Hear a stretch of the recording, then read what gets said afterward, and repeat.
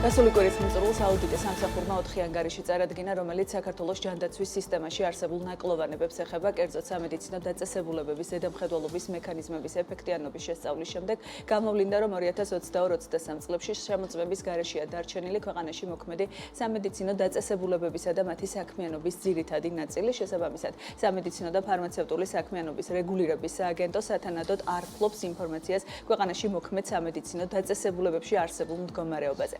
ამასთან ირკვევა, რომ არსებული მექანიზმების პირობებში სამედიცინო დაწესებულებებში კონტროლი არ ახდენდა რისკების სათანადო შეფასებას და ანალიზს. ანგარიშის მიხედვით, მაღალი რისკის შემცველი საქმიანობის განმახორციელებელი დაწესებულებებიდან ქვეყნის მასშტაბით მხოლოდ 3% შემოწმდა. გამოწვევაა მოქალაქეთა განცხადებებისა და საჩივრების დროული და ეფექტიანი შესწავლა. საჩივრების განხილვა შემთხვევების 48%-ში გაგრძელდა 1-დან 3 წლამდე პერიოდში.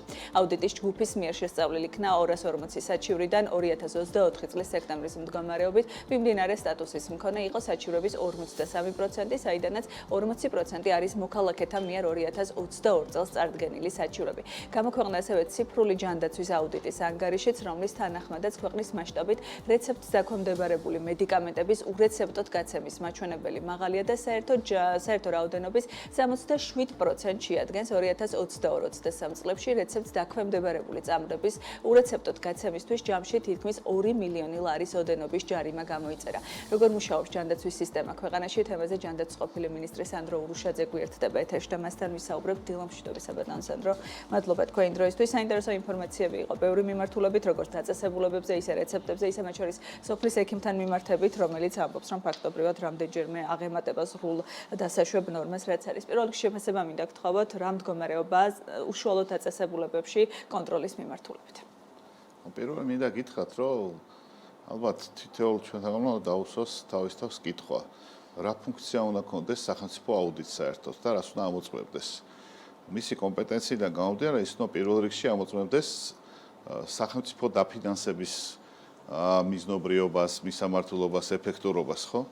და იმ დაწესებულებებში, სადაც წილობრივი მონაწილეობა 50%-ს აღემატება, 50%-ია. ანუ ეს სახელმწიფო აუდიტის თავისი კომპეტენცია აქვს. რა მაგისი საქმეა, მინდა გითხრათ ახლა სამედიცინო დაწესებულების მონიტორინგის მექანიზმის შეფასება. რა კომპეტენცია აქვს, ვინ შეამოწმა? საერთოდ ამ დასკვას რო კითხულობთ, აქვს ადამიანს იმისი განცდა დღეს რა სისტემა მუშაობს და როგორი უნდა იყოს, ხო? ეს რეკომენდაციები, რომლებიც ხშირად გაუგებარი ადამიანებისგან უმისამართოდ ისმის, ხო? ხშირად ტოვებს ადამიანში შთაბეჭდილებას, რაღაცა გამოსასწორებელია და რაღაცა უნდა გავაკეთოთ, ხო? მაგრამ რა უნდა გავაკეთოთ? ვინ უნდა გააკეთოს? ეს კითხვები რჩება ხოლმე პასუხგაუცემელი. მინდა გითხრათ, რომ სამედიცინო დაწესებულებას არაკლიათ შემოწმებელი რა. და ჯანდაცვის სისტემასაც არაკლიათ, მაგრამ ყველას თავისი საქმე უნდა ჰქონდეს და თავისი კომპეტენციიდან გამომდინარე უნდა იმოქმედოს. ჯანდაცვის სამინისტრო, რომელიც ძირითადად უნდა იყოს აღმასრულებელი სტრუქტურა ამ საქმეში და ზედამხედველი უნდა იყოს მათ შორის მისი სისტემაში არსებულ დაწესებულებებზე, მისი საქმეა გააკეთოს ზედამხედველობა, რამდენად ეფექტურად მუშაობს სამედიცინო დაწესებულების ან ასე ვთქვათ მონიტორინგი, ან ყოველ შემთხვევაში ის რეგულაციები რამდენად სწორად სრულდება, ხო? ეხლა თქვენ კითხვას რო უპასუხო რა, პირველ რიგში ლაპარაკია იმაზე, რამდენად სწორად მუშაობს მონიტორინგი, ხო? მინდა გითხრათ, რომ თქვენ დაასახელეთ, რომ გარკვეული პროცენტი მოწმდება დაწესებულებების. ხშირება საზოგადოებამ არ იცოდეს, რომ თითოეულ დაწესებულებას აქვს ვალდებულება ლიცენზიასთან შესაბამისობასთან დაკავშირებული ინფორმაცია ყოველწლიურად მიაწოდოს სამინისტროს და მარეგულირებას, მათ შორის ამ რეგულირების სააგენტოს. ასე რომ თითოეული დაწესებულება არის მონიტორინგის ქვეშ ყოველწლიურად და ამის შემდეგ ხდება გარკვეული შემოწმება, მათ შორის პროაქტიული შემოწმება თუ რაღაც პრობლემა, ან გეგმიური შემოწმება და მათ შორის რისკებიდან გამომდინარე და ყველა დაწესებულებას, სამედიცინო დაწესებულებას არც ერთ ქვეყანაში ყოველწლიურად არ ამოწმებენ. უნდა დავფიქრდეთ, რა პროცენტის შემოწმებაა აუცილებელი. იქნება 5% საკმარისია იმისთვის, რომ გავიგოთ რა მდგომარეობაა და როგორი სიტუაციაა. თორე კარგი სიტუაცია რო არის, გასაგებია. მაგრამ ეხლა რატომ აქ ეს რატომ მოგეცდა ესეთი პასუხი? იმიტომ რომ მილიონობით ლარი და მილიარდაზე ზემოთ გადაცდა ჯანდაცვაში ხარჯი. იმისათვის და სოციალურ სფეროში კიდევ უფრო მეტი. ხო, უამრავი სოციალური პროგრამა დაიწყო და ვერ დასრულდა თუ მიმდინარეობს, მათ შორის ამ წინასაარჩევნო პერიოდებში, ხო? ჯემის მაგერად რომ აუდიტის სამსახურმა გითხრას, რამდენად მისამართლად და მიზნობრივად იხარჯება ეს ხარჯები, ხო? გაგვცეს პასუხი, მაგალითად, სამინისტრო ცოტა ხნით წინ ქონდა ნათქვამი, რომ კოვიდის დროს რაღაც მილიონობით ლარი დაიხარჯა, ხო? სად არის აუდიტის სამსახური? რატო არ ამოწმებს ბიუჯეტური ხარჯების მისამართლობას, რომელიც ჯანდაცვის სამინისტრომ გასცა, ხო? და ამის მაგალითად გვეუბნება ეს სამინისტრო თურმე მონიტორინგის სისტემა. რა კომპეტენცია აქვს აუდიტის სამსახურს ამას რო აკეთებს საერთოდ? ვინ ეკითხება ამას? ან რატო თავის საქმით არ არის დაკავებული? ზოგჯერ რჩება ხოლმე შტაბ-ეშტილება იმის მაგალითად, რომ რეალურ პრობლემებზე ისაუბრონ და ისაუბრონ ბიუჯეტური ხარჯების მისამართლობაზე, მიზნობრიობაზე, ეფექტურობაზე, საუბრობენ იმაზე, რაც საერთოდ ჯანდაცვის სამინისტროს და სხვა უწყებების საქმეა.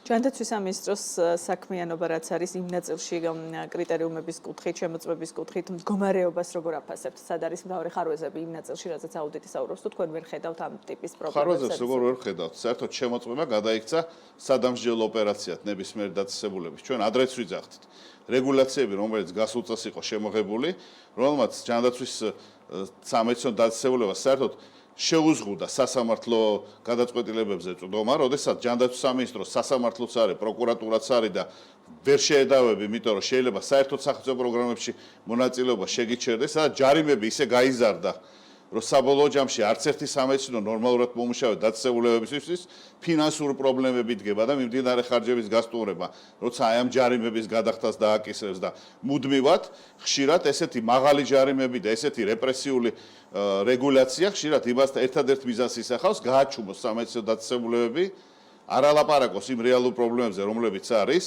ის რომ პასუხგაუცემელია წლობის განმავლობაში ნებისმიერი წერილი, რომელიც ჯანდაცვის სამინისტროში მიდის, რეგულირების კი არა, ჯანდაცვის სამინისტროც არ პასუხობს არანაირ კითხვას და არანაირ პასუხს.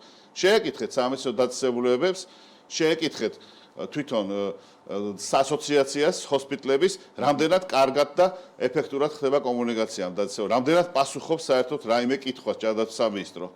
და კიდევ მეორე მთავარი კითხვა რაც არის, რა დავალიანებები დაუგროვდა გინა სოლიდარობის ფონდს და გინა ჯანდაცვის სამინისტროს სამედიცინო დაწესებულების მიმართ. მილიონობით დავალიანებაა.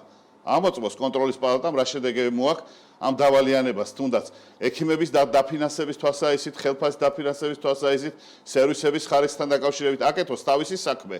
ნუმალავს დავალიანებებს, ნუმალავს უაზროდ დახარჯულ მილიონებს და ელაპარაკოს იმაზე, რაც აუდიტორის საქმე უნდა იყოს. სამედიცინო დაწესებულებების სამი ძირითადი პრობლემა დღეისთვის რა არის, ბატონ სანდრო? ჩემი აზრით, სამედიცინო პრობლემის, რაცაც ჩვენ ვხედავთ, ეს არის მომსახურების ხარისხი პირველ რიგში, ეს სერიოზული პრობლემაა. მეორე პრობლემა, ჩემი აზრით, ეს არის ფრაგმენტულობა, იმიტომ რომ საბოლოო ჯამში ჰოსპიტალურ პირველად ჯანდაცვას და სხვა რგოლებს შორის არ არის კოორდინაცია და პაციენტი საბოლოო ჯამში თავს ვერ გზნობს დაცულად და ოჯახის კისერზეა ნებისმიერი შემთხვევის მართვა, იმიტომ რომ როგორც კი მთავრდება ჰოსპიტალიზაცია, თავის თავს არის მინდობილი ადამიანი, როგორც პირველად ჯანდაცვის კონსულტაციაზე რაღაც იყო თავის თავს არის მინდობილი, ეს არ არის სისტემა, რომელიც პაციენტზე არის ორიენტირებული, ეს არის სისტემა, რომელიც მოგებაზე არის მხოლოდ ორიენტირებული. ამას ძალიან ცუდი შედეგები მოაქვს. ხარჯების დაზოგვის თვალსაზრისითაც და ჯანმრთელობის თვალსაზრისითაც. მადლობა ბატონ სანდრო თქვენი დროისთვის და საინტერესო პასუხებისთვის. საინტერესო იქნება აუდიტის პასუხი ამ თემაზე. სამწუხაროდ დღეს არ მოგვეცა შესაძლებლობა რომ აუდიტის წარმომადგენლებთან ერთად გვესაუბროთ, თუმცა იმედს ვიქონიებთ რომ გვექნება შეხვედრის საშუალება და მათ შორის ამ კითხვების დასმა მათთვის. სანდრო ურუჩაძე ჯანდაცვის ყოფილი მინისტრი იყო, საქმიანი დილის სტუმარი.